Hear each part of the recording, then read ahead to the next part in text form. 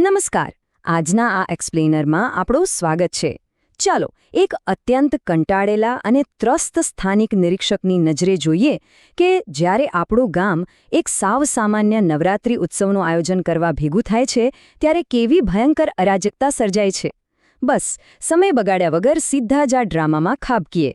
હવે આ આખો તમાશો હજારો વાર જોયા પછી એક સવાલ તો ચોક્કસ થાય કે આ પવિત્ર તહેવાર માટેની મીટિંગો અચાનક છુપા એજન્ડા અને અહંકારના યુદ્ધના મેદાનમાં કેમ ફેરવાઈ જાય છે. મતલબ કોઈ સીધો ઉકેલ લાવવાને બદલે આ અંગત સ્વાર્થ આખા ગ્રુપના કેવી રીતે કટકા કરી નાખે છે એ ખરેખર સમજવા જેવું છે. તબક્કો 1.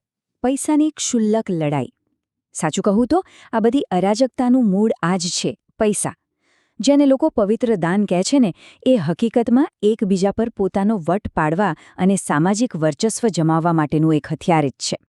જુઓ, આ બેઠકની શરૂઆત એકદમ શાંતિથી થાય છે. ખેગાજી 1200 રૂપિયાનું દાન આપે છે.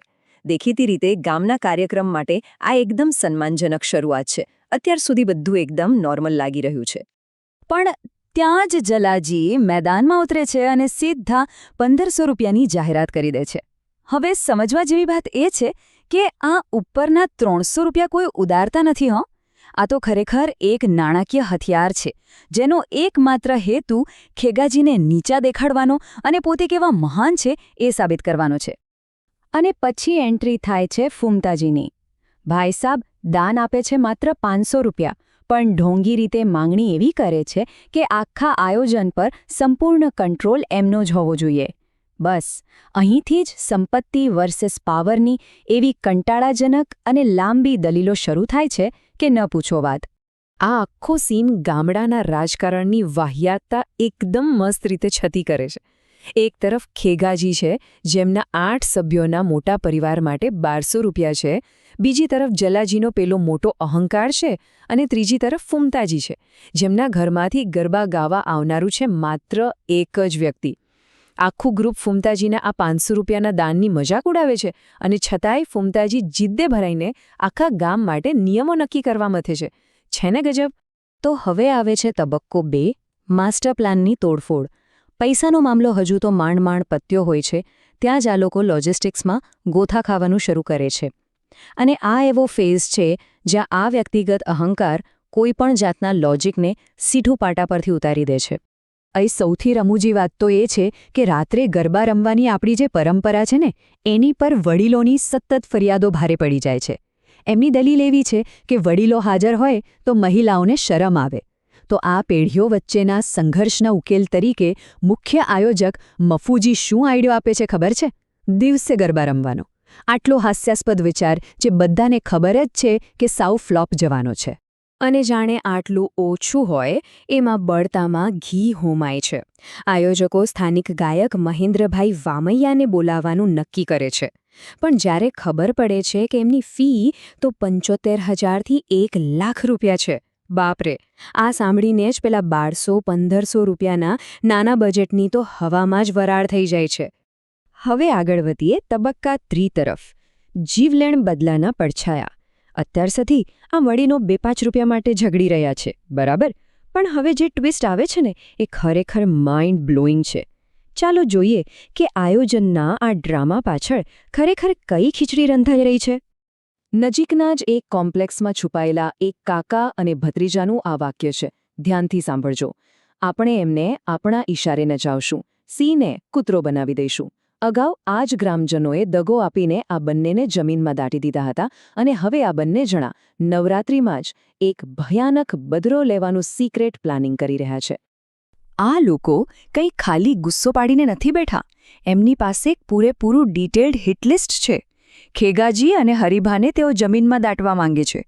પેલા ફૂમતાજીને કૂતરા જેવો ટ્રીટમેન્ટ આપવો છે અને મફુજી પાસે જબરદસ્તીથી ડિસ્કો કરાવવો છે. ટૂંકમાં જૂના હિસાબ સરભર કરવા આયોજકોને ખરાબ રીતે અપમાનિત કરવાની આ એક બહુ મોટી સાજિશ છે. તબક્કો 4, ગામની ગપશપનું હથિયાર. પેલી તરફ પોતાના પર મંડરાતા આ જીવલેણ ખતરાથી સાવ અજાણ આપણા આયોજકો શું કરી રહ્યા છે? એ લોકો એકબીજાનો કાંટો કાઢવા માટે પોતાના સામાજિક દરજ્જા અને ઝેરી ગપશપનો હથિયાર તરીકે ઉપયોગ કરવામાં બિઝી છે. જુઓ, આ ગામડાની ગપશપ કેટલી સ્પીડમાં અરાજકતા ફેલાવે છે. જલાજી એક શંકાનું બીજ રોપે છે અને ફૂમતાજી તરત જ એક ખોટી અફવાને મસાલો ભભરાવીને હરિભા સુધી પહોંચાડે છે. એ લોકો એવી વાત ફેલાવે છે કે ડેકોરેશન બાંધવાના મામલે ખેગાજી હરિભાના કામની મજાક ઉડાવી રહ્યા છે. જોયું, પોતાના દુશ્મનોને રસ્તામાંથી હટાવવા લોકો કેવી રીતે કાવાદાવા કરે છે. અને આ એક કાલ્પનિક અફવા તરત જ કેવા ભયંકર ઝઘડામાં ફેરવાઈ જાય છે. આ શબ્દો સાંભળો. તમને આંખો નથી? શું તમે જોઈ નથી શકતા કે મેં કેટલું કામ કર્યું છે? ભાઈ, વાત એટલી હદે વણસી જાય છે કે ખેગાજી અને હરિભા વચ્ચે હાથાપાઈ થવાની નોબત આવી જાય છે. અને એ પણ શેના માટે?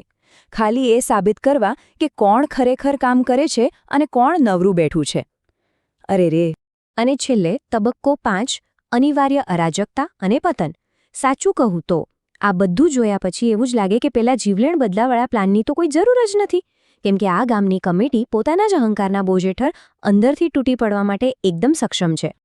આ બધી માથાકૂટ આખરે એક એવા પોઈન્ટ પર આવીને ઊભી રહે છે જ્યાં મુખ્ય આયોજક મફુજીની ધીરજ ખૂટી જાય છે.